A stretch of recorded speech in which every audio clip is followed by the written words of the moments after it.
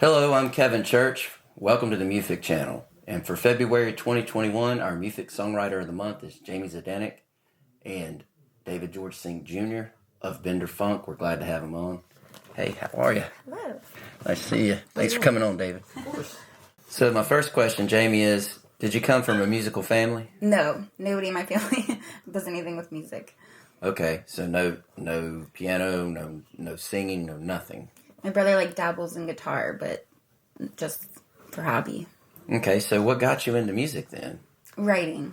Writing. Mm-hmm. So when did you start writing? Can't even remember. I used to just, like I said, I used to write a lot of poetry, short stories, things like that. But then I have just notebooks and notebooks and notebooks of, I guess it'd be considered poetry. That when people give me a track or something, I can just shift it into lyrics and make it work. Okay. So you've worked with some people like David here. You guys have done some music together. And you've written with who else? As far as locally that maybe we know? Oh, with me? Kevin Church. Yeah, well, other than me. Chris Dodson. Okay. We've had him on the show. We had him here about a year ago. Mm-hmm. Had a real good time with him. Yeah, we've done a lot of work together. I ghostwrite for people sometimes. Okay. That's really cool. So, what about music, though? As far as writing, you got poetry. Then how did it become musical? What changed? What changed? I've just always liked to sing, and then the music journey is kind of like a newer thing for me. Maybe going on 3 years now since I started the band. And I used to just always sing with other people, just get up on stage and sing a couple songs, and everybody was like, "You should start your own band." And so I did, and here we are. I hear you. So what was the defining moment where you were like, I want to do this? What happened? There really wasn't one. It was just, it was something that I always wanted to do. Mm-hmm.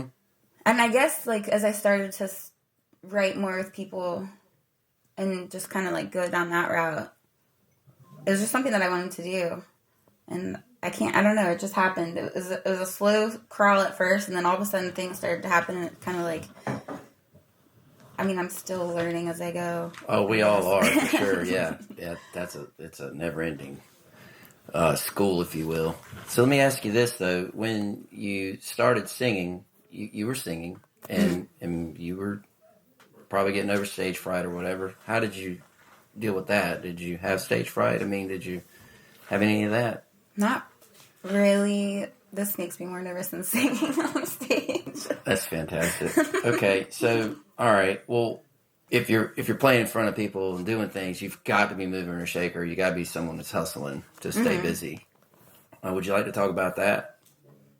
As far as what you've done, because through COVID, I've seen your band play numerous venues just because you guys are hustling. Yeah, we've managed to stay busy. Luckily, what's crazy, I went full-time music this year through COVID, which was the ultimate end game, and then it's crazy that it was able to happen throughout this past year. But I think that we bring a lot of energy. We have fun doing it too, so that's the crowd watches and they have fun with us, and we joke with them, and we always joke if people don't make suggestions, then we're we're going to start singing Christmas music, and then people are like, no, and so we're like, well, you're paying attention. So, we just get people involved, and we just have fun, I guess. Right. That's really cool. So, David, about your musical journey, though, as a performer and player, you're one of the most sought-out guitar players here in town, and that needs to be reckoned with. That needs to be said. So, Tell me what got you started playing guitar. What was it that made you want to pick up the instrument and go? Well, my dad always talked about being a rock star in high school and how cool that was. And my grandma played Pink Floyd on the piano. And whenever we'd all meet up, my whole family would jam, and I'd be like, dude, I wish I could do that too. Okay. How old were you think? I was probably 9 or 10. Really? Okay. The guitar came into play October 31st of my ninth grade year in high school. I showed up to a chick's house, Yep. There were 2 other dudes there. I thought I loved her because, whatever. I'm in 9th grade. And I was like, well, I need another way to occupy my time. So went to my friend's house. He had like a little classical guitar. Mm-hmm. I guess it was kind of a kid scale. Yeah. It had steel strings on it. The action was no joke. That high. Oh, yeah. I played through it. Fingers bled. Oh, I'm sure thing. they did. I didn't care. Still kept playing. Then took guitar class in high school. That teacher was really impressed with just like my ambition. I didn't have the ability, but I was like, I'm going to do something with this. Right. So, David, I got a quick question for you. Okay. When it comes to writing songs, we ask our writers what comes first, like words, like lyrics, or the music that comes to the writing process. What would you like to tell us? I'd say chords specifically. Chords?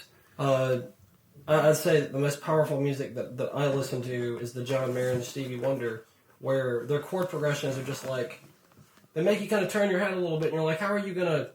They'll introduce the chord, and then they'll come up with this beautiful melody that wraps around it. And it's just like, it doesn't matter what your chord progression is. It doesn't even matter what the subject matter of the song is. You can just wrap a melody around a chord progression. And then whenever you add filling to it, that puts things in perspective. So that's how I see things. That's awesome. That's really cool. And Jaymee, how about you? Same question. Words or music? Definitely words. I just write,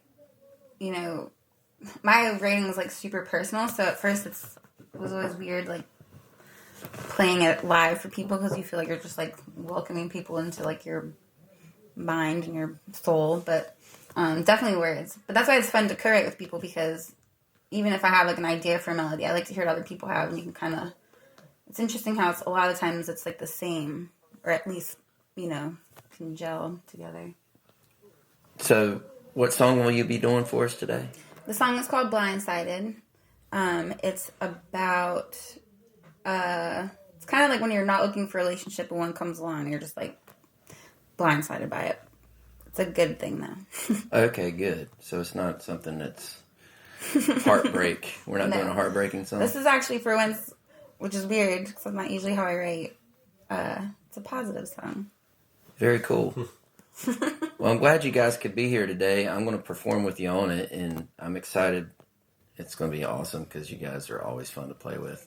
You're amazing artists. So I would like to say thanks again for coming on, and Bender Funk, everybody. Over to the side.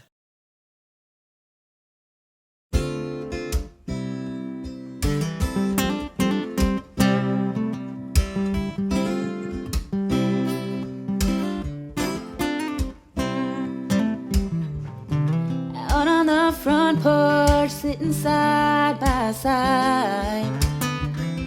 You and your guitar singing through the night. Your bedroom eyes and my tipsy laugh. I'm falling easy and I'm falling fast. Blindsided.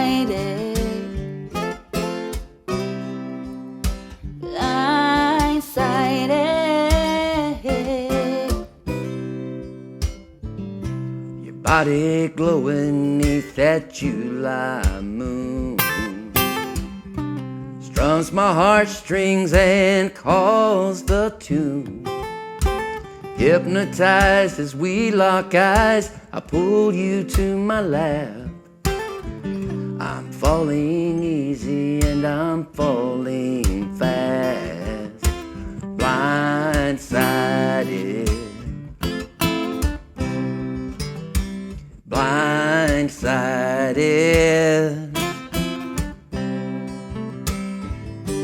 Share the bottle and the heartache too. Nobody makes me feel the way that you do. This type of love I never knew. Feels like 100 years with you. Blindsided. Blindsided.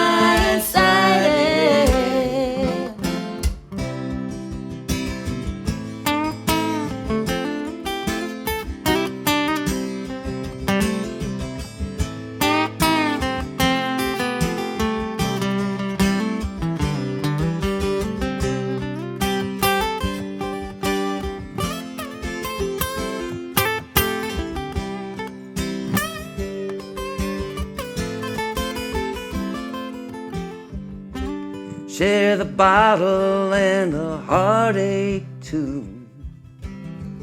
Nobody makes me feel the way that you do. This type of love I never knew. Feels like 100 years with you. Blindsided, blindsided, blindsided,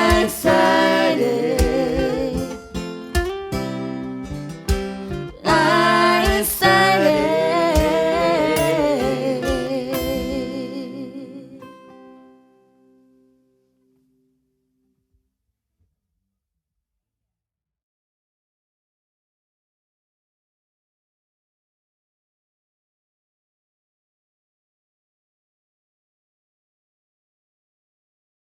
MUFIC sets you free.